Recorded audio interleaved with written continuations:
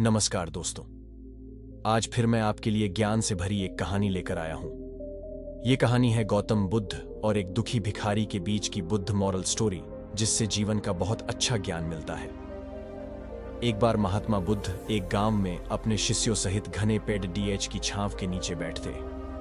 आसपास के गांवों से बहुत से लोग अपनी मानसिक समस्याएं लेकर महात्मा बुद्ध के पास आ रहे थे। महात्मा बुद्ध उन सब की मानसिक परेशानियों का समाधान देते। सब लोग खुशी खुशी अपनी समस्याओं का समाधान पाकर वहां से लौट रहे थे।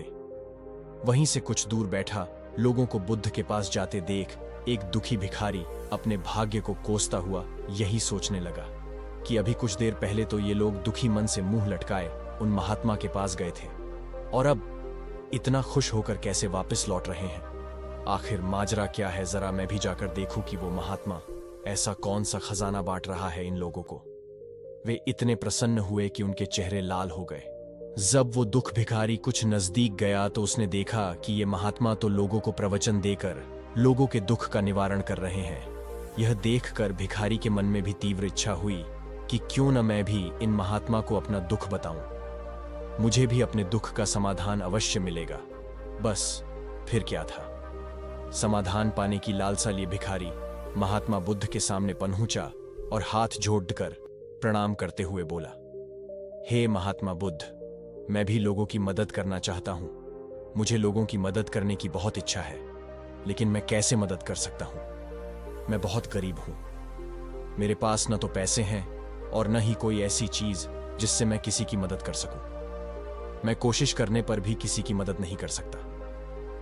मुझे भगवान ने इतना गरीब क्यों बनाया? हे महात्मा, मुझ पर कुछ कृपा करो। इतना बोलते हुए भिखारी रोने लगा।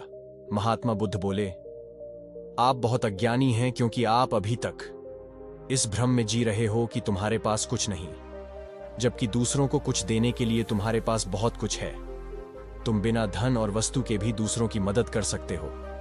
तुम्हारे पास जुबान है जिससे तुम मीठे शब्द बोलकर किसी के दुखी चेहरे पर मुस्कान ला सकते हो।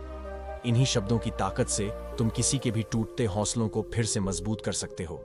इन शब्दों की शक्ति से आप किसी के भी मन में सकारात्मक विचारधारा के बीज बो सकते हैं और उसे गलत रास्ते पर जाने से रोक सकते हैं। तुम्हारे दो हाथों से किसी भी कमजोर या लाचार व्यक्ति की सहायता कर सकते हो। आपके दो आंखें किसी अंधे को रास्ता दिखा सकते हैं। तुम किसी के लिए दुआ कर सकते हो। यह हो सकता है कि उनके बुरे काम फिर से हो जाएं।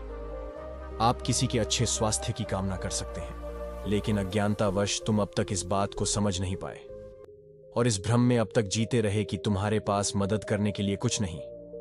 किसी की मदद करने के लिए धन और वस्तु का होना अनिवार्य नहीं है।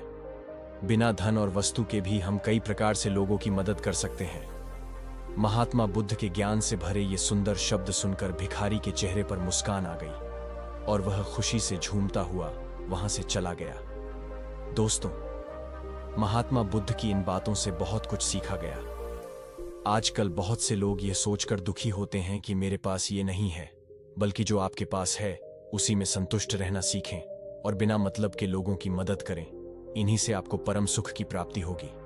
तो दोस्तों, ये बुद्ध मॉरल स्टोरी आपको कैसी लगी जरूर बताना।